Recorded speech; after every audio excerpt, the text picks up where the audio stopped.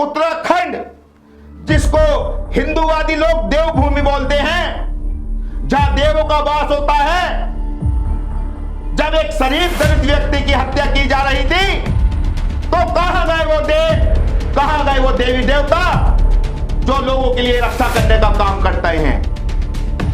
आज क्यों बचाने नहीं आए देवभूमि पर एक दलित परिवार के व्यक्ति को? वो एक दलित परिवार का एक मुखिया था जिसकी उम्र 45 वर्ष थी, अपने बच्चों का पालन पोषण करता था, कपड़े सिलकर पालन पोषण करता था, टेलर का काम करता था। उसके छोटे छोटे बच्चे बिलख रहे हैं, रो रहे हैं कि हमारा बाप कहां गया। परम पूज्य बाबा साहब ने यह बात वाच कर ली थी कि संविधान संपूर्ण भारत के एक नागरिक के हित में है, लेकिन समय आने पर हो सकता है इसको गलत लोगों के हाथ में सौंप दिया जाए।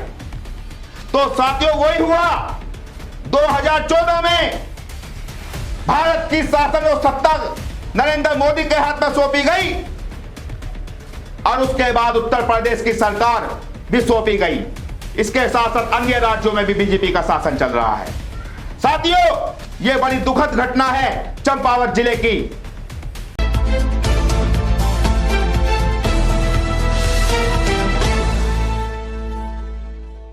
जय भीम साथियों, मैं अतुल खोड़ावाल, राष्ट्रीय अध्यक्ष बहुजन समाज बटालियन। साथियों, तेजी के साथ पूरे भारत के अंदर दलित उत्पीड़न की घटनाएं सामने आ रही हैं। ऐसा ही एक मामला मंगलवार का है जो उत्तराखंड के चंपावत जिले की घटना है। चंपावत जिले में एक पार्टी थाना क्षेत्र पड़ता है। उस थाना क्षेत्र में अपने ही समाज के व्यक्ति को उच्च जाति के लोगों ने शादी में इनवाइट किया। इनवाइट होने पर हमारा व्यक्ति शादी में पहुंचा और उसने अपने हाथ से अपने लिए खाना परोसना चालू किया। ये देखकर उच्च जाति के जो लोग हैं उनको पसंद नहीं आया। उन्होंने जब ही उस व्यक्ति को पकड़कर अंधाधुंध तरीके से उसकी पिटाई चालू कर दी। और आपको बताते हुए भी दुख हो रहा है, वो इस हालात में हो गया कि उसे सांस लेना भी मुश्किल हो गया। आनंद फानन में उन मनुवादी लोगों ने उस व्यक्ति को हॉस्पिटल में भर्ती कराया। वहां डॉक्टरों ने उसको मृत घोषित किया। उसके बाद उन्हीं डॉक्टरों ने दूसरे हॉस्पिटल में उसको रेफर किया। वो लोग वहां से भाग चुके थे। साथियों, देश की आजादी के 75 वर्ष बाद भी ये तुच्छ मानसिकता जो खाना लेने पर, खाना परोसने पर दलित समाज के व्यक्ति की हत्या कर दी जाती है, ये कहां का सिद्धांत है? ये कहां का नियम है? ऐसे सिद्धांत, ऐसे नियम तो मनुस्मृति में हुआ करते थे, जिस मनुस्मृति को हमारे परम पूज्य बाबा साहब डॉक्टर भीमराव अंबेडकर जी ने सार्वजनिक रूप से जलाया था। साथियों, पूरे भारत के अंदर देखने में आ रहा है, जब से ये बीजेपी सरकार बनी है, 14 से बीजेपी की सरकार बनी है, जब से मनुस्मृति के अनुसार काम किया जा रहा है। इस केस में हमारे उत्तराखंड के चंपावत जिले के अधिकारियों से बात हुई। अधिकारी लोग बोलते हैं कि हम जांच कर रहे हैं, हम छानबीन कर रहे हैं कि इस व्यक्ति की मौत किस कारण हुई। हमने कहा, आप अपने क्षेत्र के जिम्मेदार अधिकारी हैं और आपका कर्तव्य भी बनता है जांच करनी चाहिए, लेकिन जांच आप किन लोगों से कर रहे हैं? जिन लोगों ने मारा है। क्या मारने वाले लोग इंसाफ दिलाएंगे दलित को? क्या दलित के पक्ष में वो विटनेस बनेंगे, गवाह का काम करेंगे? तो हमने ये बात उच्च अधिकारियों से कही तो उच्च अधिकारी उत्तराखंड के खेल गए। हमने साफ शब्दों में कह दिया था कि उत्तराखंड की सड़कें भी जाम कर दी जाएगी। साथियों, 75 वर्ष देश को आजाद होने के बाद उत्तराखंड, जिसको हिंदूवादी लोग देवभूमि बोलते हैं, जहां देवों का वास होता है, जब एक शरीफ दलित व्यक्ति की हत्या की जा रही थी तो कहां गए वो देव, कहां गए वो देवी देवता जो लोगों के लिए रक्षा करने का काम करते हैं? आज क्यों बचाने नहीं आए देवभूमि पर एक दलित परिवार के व्यक्ति को? वो एक दलित परिवार का एक मुखिया था जिसकी उम्र 45 वर्ष थी, अपने बच्चों का पालन पोषण करता था, कपड़े सिलकर पालन पोषण करता था, टेलर का काम करता था। उसके छोटे छोटे बच्चे बिलख रहे हैं, रो रहे हैं कि हमारा बाप कहां गया। साथियों, यह मनुवादी प्रशासन हमारे लोगों की हिमायत नहीं करेगा। जज इनके हैं, अधिकारी इनके हैं, साथ सत्ता में लोग इनके बैठे हुए हैं, तो कैसे हमारे लोगों को इंसाफ मिलेगा? हमारा तो सीधा कहना है, हमारा तो कानून से ही विश्वास उठ चुका है। अब कानून ऐसे गद्दारों के हाथ में आ चुका है कि वो दलितों के, ओबीसी के, अल्पसंख्यकों के पक्ष में ही काम नहीं कर रहा है। साथियों, वो बात आज याद आती है हमको। परम पूज्य बाबा साहब ने कहा था कि संविधान कितना अच्छा क्यों ना हो, बात आते उसको चलाने वाले लोग अच्छे होने चाहिए।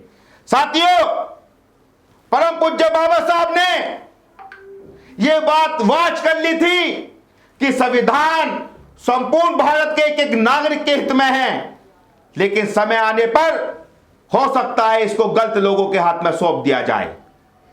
तो साथियों, वही हुआ।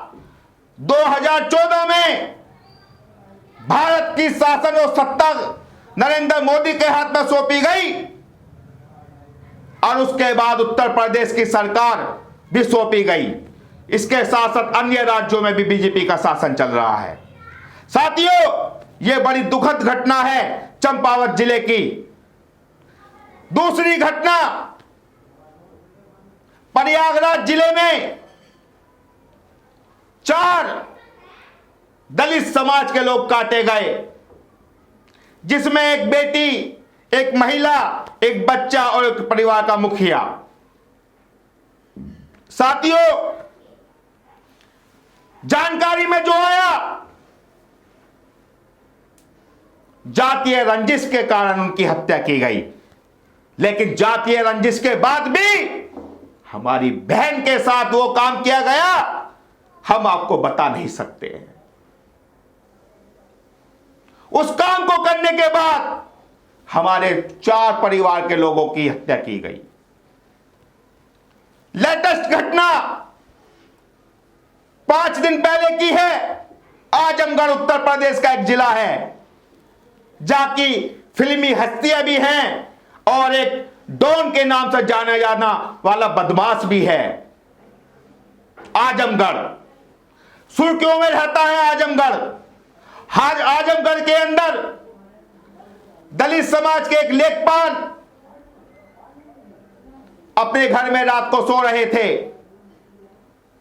उनकी पत्नी की और उनकी धारदार हथियार से हत्या की गई। साथियों, इस प्रकार की घटना खाली उत्तर प्रदेश नहीं, भारत के संपूर्ण राज्यों में घट रही है। आपने लेटेस्ट अभी एक फिल्म भी देखी थी, जय भीम मूवी, जिसमें सच्चाई को भी दर्शाया गया था। उसी के अनुसार एक घटना मध्य प्रदेश के सिवान जिले में घटी है। सिवान जिले के अंदर दलित समाज के व्यक्ति को घर से बुलाकर ले जाते हैं, उसके बाद उसको खेत में बेरहमी से पीटा जाता है और जानकारी के अनुसार जो उसके परिवार वालों ने हमको बताया, उसको जलाया भी गया पेट वगैरह से। और जब वो अधमरा सा हो गया, उसको रोड पे फेंक के चले गए और पुलिस को सूचना दे दी कि इस व्यक्ति का एक्सीडेंट हो गया है। और शासन प्रशासन पुलिस तो हमारे हित में है ही नहीं, तो पुलिस ने भी एक्सीडेंट केस दिखाकर रफा दफा करने का काम किया। यह सूचना हमारी हेल्पलाइन पर आई, हम लोगों ने उस अधिकारी से बात की और कहा ये एक्सीडेंट नहीं है, ये मर्डर है, इसकी हत्या की गई है और इस पर निष्पक्ष जांच होनी चाहिए। वो बोले गवाह वाकई बता रहे हैं कि एक्सीडेंट हुआ है। मैं किन गवाहों की बात करते हैं आप? जो गवाह 4 पैसों में बिक जाते हैं उनकी बात करते हैं आप हमसे? हमने कहा इस परिवार को इंसाफ मिलना चाहिए, अन्यथा सर से तो पानी ऊपर होता जा ही रहा है। अब क्यों ना हम भी पानी के ऊपर खड़े होना सीख लें। साथियों, संपूर्ण घटनाओं को लेकर हम लोगों ने एक प्रोग्राम बनाने का संकल्प लिया है। दलित उत्पीड़न की संपूर्ण घटनाओं को लेकर उत्तर प्रदेश के 75 जिलों में पैदल यात्रा करने का संकल्प लिया है।